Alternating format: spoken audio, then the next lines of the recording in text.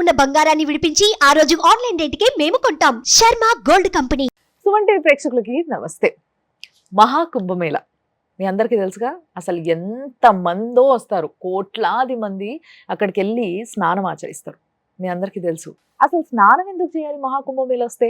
దీని గురించి ఇంకా చాలా విషయాలు తెలుసుకోవాల్సి ఉంది. అందుకోసమే ఈరోజు మనందరికీ బాగా పరిచయం ఉన్న గురువు గారు, ఆయన ప్రముఖ ఆస్ట్రాలజర్ కూడా మీ అందరికీ తెలుసు. ఆయనే శ్రీకృష్ణ సుధి గారు. సో ఆయన ఉన్నారు మన స్టూడియోలో, ఆయనతో మాట్లాడి తెలుసుకుందాం. గురుగారు నమస్తే. నమస్కారం. ఇప్పుడు అసలే ఏవో కొత్త కొత్త వైరస్లు అవి ఇవి వస్తున్నాయట. ఇంత కోట్లాది మంది ఒక్క దగ్గరికి వెళ్ళి రాసుకొని పూసుకొని ఒక్క దగ్గర స్నానాలు చేస్తే వాళ్ళందరికీ ఏమన్నా అయితే ఎవరు బాధ్యులు అని చెప్పేసి అంటారు. దీనికి మళ్ళీ ఇది చెబుతూ దీనికి సపోర్టివ్గా గతంలో కొన్ని పుష్కరాలప్పుడు అలాంటప్పుడు కొన్ని అఘాయిత్యాలు జరిగినాయి, కొంతమంది చనిపోయారు తొక్కిస్లాట్లో, ఇలాంటివన్నీ వాటిని సపోర్ట్ చేస్తూ చెప్తారు. దీన్ని మీరేమంటారు దీని గురించి? నది పరిధి ఎంత ఉంటుందండి? ఇప్పుడు మన కుంభమేళా జరిగే త్రివేణి సంగమే తీసుకుందాం. తీర్థరాజు ప్రయాగ్ అంటాం. ఆ ప్రయాగ తీర్థరాజులో చాలా విశేషమైనటువంటి, అందరూ ఒక్కో చోటకెళ్ళి మునగాలని చెప్పి అనుకుంటే ఆ జలాల్లో శక్తి అనేది ఆ నది పరిధిలో మొత్తం చాలా వరకు విస్తృతంగానే ఉంటుంది. కానీ ఒక నిర్దిష్టమైన స్నాన ఘట్టాలు ఏర్పాటు చేసుకొని అదే ఘట్టాల్లో లక్షల మంది మునగాలి, కోట్ల మంది అదే స్నానం చేయాలనుకోవటం అది తప్పు, అది మూఢత్వం. ఇప్పుడు జలాల్లో ఉన్నటువంటి శక్తి అనేది కొంత ప్రవాహ రూపంలో మారుతుంది. ఆ ప్రవాహం ప్రవహిస్తున్నప్పుడు ఒక నిర్దిష్టమైన ప్రదేశంలోనే శక్తి ఉంది, మిగతా ప్రదేశం మొత్తం కూడా లేదు శక్తి అనుకోవడం మన భ్రమ కదా. అందువల్ల ఏంటంటే ఆ విస్తృతమైన పరిధి ఉంది. ఆ ఒడ్డు ఈ ఒడ్డు ఇటు పక్కన మొత్తం 4 పక్కన ఉంటుంది. గంగానది నుంచి యమునా నది నుంచి ఆ సంగమం అనేది ఎక్కడ మునిగినా సరిపోద్ది అంటారు. పూర్తి స్థలాన్ని సద్వినియోగం చేసుకోండి. ఒక ఘాటో 2 ఘాట్లో పెట్టుకునే దానికంటే కొన్ని ప్రత్యేకమైనటువంటి పరిధులను విస్తృతపరచండి. తద్వారా వచ్చేసి మీకు ఆ ఫలితాన్ని పొందుతారు, ఆరోగ్యాన్ని పొందుతారు. ఇంకా మీకు ఒక ఉదాహరణ చెప్పాలి. అసలు ఆ దోషాలు పోవటం కోసమే ఇది చేయిస్తున్నప్పుడు అది వస్తాయనేది మీ భ్రమేగా. కలియుగంలో మనిషికి అదృష్టం దూరం చేయడానికి ఇలాంటి ఆలోచనలు పెడతాడు భగవంతుడు. యుగధర్మం కాకుండా మనము ఇలాంటి ఎన్నో వైరస్లు ఉన్నప్పటికీ కూడా కుంభమేళలు ఇవేవి ఆపకపోయినా కూడా దాని ద్వారా, అంటే కుంభమేళలో వెళ్ళి స్నానం చేసినందుకు ఇంతమందికి వైరస్ వచ్చింది, లేకపోతే ఇంతమంది ఈ రోగాల బారిన పడ్డారు అనే వార్త మనం ఎప్పుడు చూడలేదు. ఇన్ని సంవత్సరాలుగా ప్రతి 4 ఏళ్ళకి ఒకసారి ఏదో కుంభమేళా జరుగుతుంటుంది. అవును. జరుగుతున్నప్పుడు నేను ఒకసారి కుంభమేళాకి వెళ్ళినప్పుడు, హరిద్వార్లో పూర్ణ కుంభకి వెళ్ళినప్పుడు నేను వెళ్ళిన రోజు మౌని అమావాస్య రోజు వెళ్ళాను. 1 కోటి మంది స్నానం చేశారు. నాకేం కాలేదు, కోట్ల మందిలో ఎవరో చిన్న చిన్న సంఘటనలు జరుగుతాయి కానివ్వండి, అందరికీ వైరస్ వచ్చి ఇంతమందికి నష్టం జరిగింది, ఇంతమందికి ప్రమాదం జరిగింది అని చెప్పే విధంగా అయితే ఏం లేదు. ఇంకా మీకు ఇంకోటి చెప్పాలి.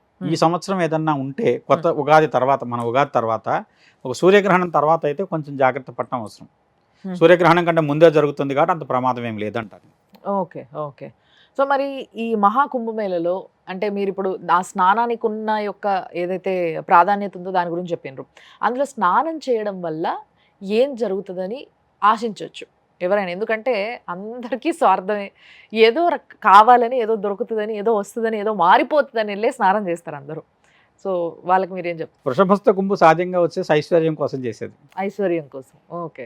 ఐశ్వర్యం అనేది డబ్బులే కాదు, సంతానం కొంతమందికి, కొంతమంది కుటుంబ వృద్ధి, స్థిరాస్తి వృద్ధి, సంపద, ఆర్థిక వృద్ధి, ఏది వృద్ధి అయినా సరే ఐశ్వర్యం. ఈశ్వర ప్రసాదమైంది ఐశ్వర్యం.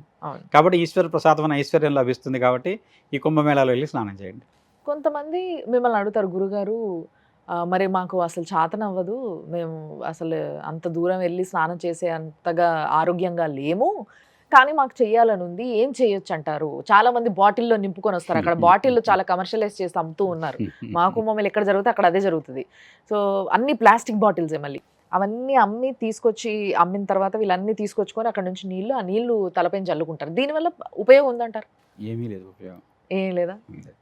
ఎందుకంటే అండి, క్షేత్రం జలానికి తత్వం ఎలా వస్తుందంటే భూమిని బట్టి వస్తుంది. ఇప్పుడు కొన్ని ప్రాంతాల్లో నీళ్లు వేడి చేస్తాయంటారు, కొన్ని ప్రాంతాల్లో నీళ్లు చలవ చేస్తాయంటారు. వేధి అంటాం దాని స్వభావాన్ని. అంటే నీళ్ళకి ఆ లక్షణాన్ని వేధి లక్షణం అంటారు, క్షణవేధి అంటారు. అంటే తాగిన క్షణంలో ప్రభావం చూపెట్టే క్షణవేధి. మాసవేధి అంటారు, తాగిన తర్వాత నెల తర్వాత దాని ప్రభావం చూపెడుతుంది. పక్షవేధి అంటారు, వారవేధి అంటారు, వత్సరవేధి అంటారు. అంటే జలంలో ఉండేటువంటి స్వభావాన్ని వేధి స్వభావం అంటాం. అది మన శరీరాన్ని శోధించడానికి అంత టైం తీసుకుంటుంది. ఈ ప్రత్యేకమైన పర్వదినాల్లో ప్రయాగరాజులో ఏదైతే జలాలు ఉంటాయో అది మృతికతో కూడుకున్నటువంటి దాని ద్వారా వచ్చే శక్తి అండి, మట్టి. Okay okay. ఆ జలాల్లో ఉండేటువంటి 2 జలాలు కింద ఉన్నటువంటి మృతిక, మీరు సరస్వతి అన్నారు కదా, అవును. ఆ సరస్వతి మృతిక. Okay okay. అంటే ఆ మట్టితో కొంత స్వభావం వస్తుంది జలానికి. అవును. ఇప్పుడు నీళ్ళలో ఆ మట్టి స్వభావం కూడా కలుస్తుంది కదండి అంటారు. అవును. కానీ ఎప్పుడైతే ప్లాస్టిక్ కలిసిందో అదే విషయం కదా. అవును. మీరు అలానే కాదు, అంతకు ముందు రోజుల్లో ఇంత పెద్ద పెద్ద ప్రతి ఇంట్లో కూడా గంగాజలం అని కలశాలతో నింపుకొని సీల్ వేసుకొని పెట్టుకునేవాళ్ళు. అవును. ఆ రోజులో ఉన్న నీళ్ళకి ఈ రోజున ఉన్న నీళ్ళకి చాలా తేడా ఉందండి. ఆ రోజుల్లో నీళ్ళన్నీ వచ్చేసేసి పరిశుద్ధంగా ఉండేవి. ఇవాళ ఏంటంటే దాని పక్కన కాన్పూర్ దగ్గర ఎన్ని తోల పరిశ్రమలు ఉన్నాయి, ఆ వ్యర్థాలన్నీ తీసుకొచ్చి గంగలో కలుపుతున్నారు. అలా యమునా నది, ఢిల్లీలో కనుక యమునాను చూస్తే మీరు స్నానం చేయరు, అంత పొల్యూషన్తో ఉంటుంది. ఇవన్నీ మానవ సంబంధించిన దోపాలే కదా. తద్వారా నదీ జలాలు కలుషితమైనవి. అందువల్ల ఏంటంటే అక్కడ స్నానం చేసి వెంటనే వచ్చేసేసి మీరు కనుక స్నానం చేసినప్పుడే వచ్చేసేసి తుడి చేసుకోకపోతే అది కొంత ఇబ్బందిని కూడా కలిగిస్తున్నటువంటి పరిస్థితి ఇప్పుడు దేశంలో. నదీ జలాలు అంతకు ముందున్నంత పవిత్రంగా లేవు, కారణం మానవ సంబంధించిన చర్యలే. తద్వారా ఏంటంటే బాటిల్ కనుక తీసుకొస్తే కనుక అది తీసుకొచ్చిన ప్రయాణంలో 1 రోజు 2 రోజులు నిల్వ ఉంటే బ్యాక్టీరియా పెరుగుతుంది, మామూలుగా కూడా చెప్తారు మీకు. అందులో ప్లాస్టిక్ బాటిల్లో బ్యాక్టీరియా డబుల్ అవుతుంది. రాగి ఇత్తడిలో ఉండేటువంటి స్వభావం వల్ల బ్యాక్టీరియా చనిపోతుంది, ప్లాస్టిక్ బాటిల్స్ వల్ల దానివల్ల నష్టం జరుగుతుంది. తద్వారా వచ్చే రోగాన్ని మీరు కొని తెచ్చుకున్నారు.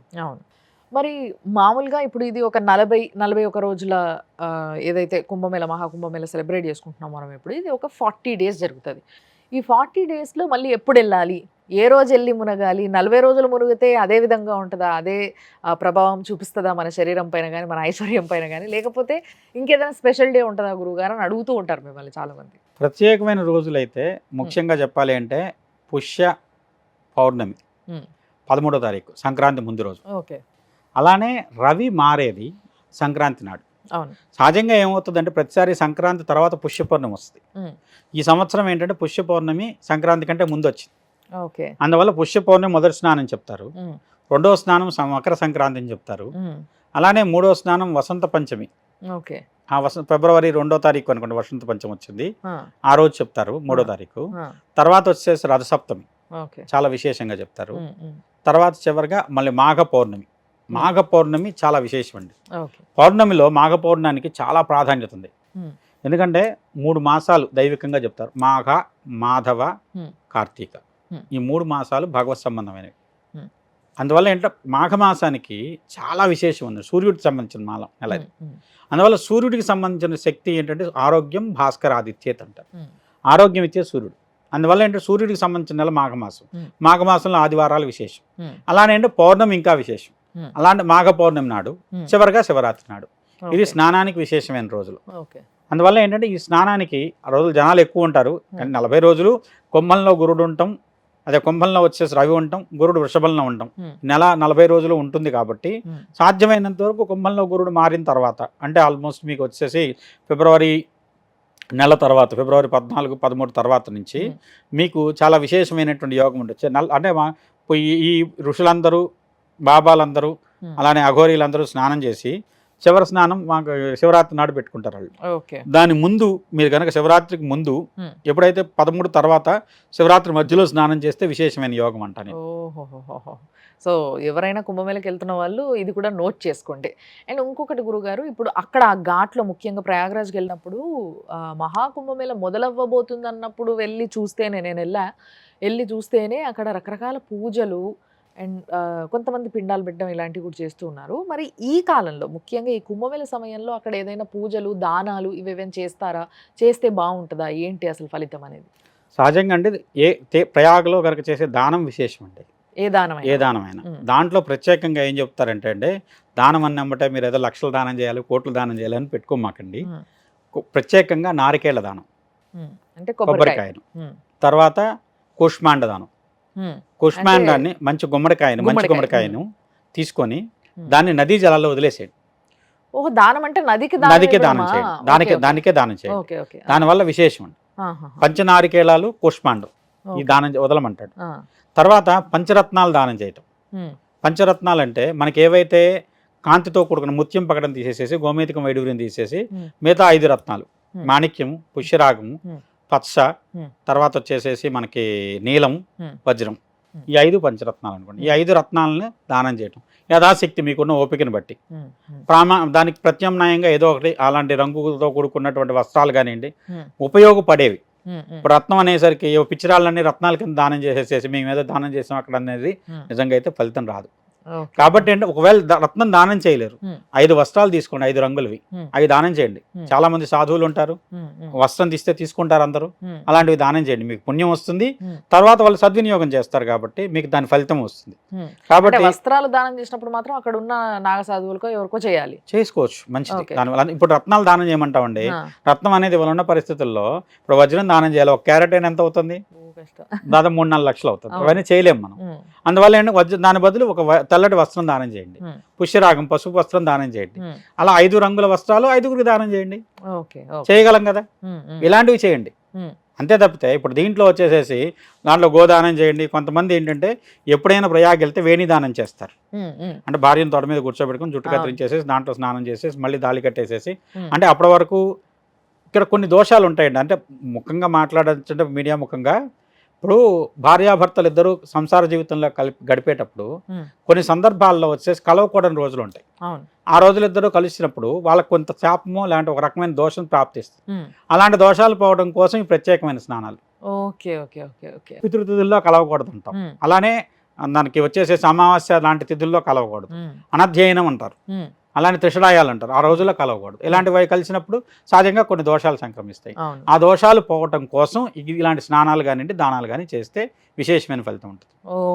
ఓకే, చాలా ధన్యవాదాలు గురుగారు. ఎందుకంటే అక్కడికి వెళ్తున్నారే తప్పితే ఏం చేయాలో తెలియని వారందరికీ కూడా ఒక మంచి ఇన్ఫర్మేషన్ ఇచ్చారు మీరు. చాలా థ్యాంక్స్. నమస్కారం. సో చూసిండ్రు కదా, సో ఎవరైనా వెళ్ళాలి మహాకుంభమేళకి అని ప్లాన్ వేసుకుంటున్న వాళ్ళు కావచ్చు, లేకపోతే ఆల్రెడీ వెళ్ళిన వాళ్ళు కావచ్చు, ఇలాంటి డీటెయిల్స్ అన్నీ తెలియకుండానే వెళ్ళి మొక్కడం వల్ల లేకపోతే స్నానాలు చేయడం వల్ల ఏం లాభం తెలుసుకోవాలి కదా, అందుకోసం ఆ ప్రయత్నంలో భాగంగానే ఈ మా ఎపిసోడ్ అనమాట. తప్పకుండా చూడండి, తెలుసుకోండి, నెక్స్ట్ జనరేషన్స్కి కూడా పాస్ ఆన్ చేయండి. చూస్తూనే ఉండండి సుమన్ టీవీ.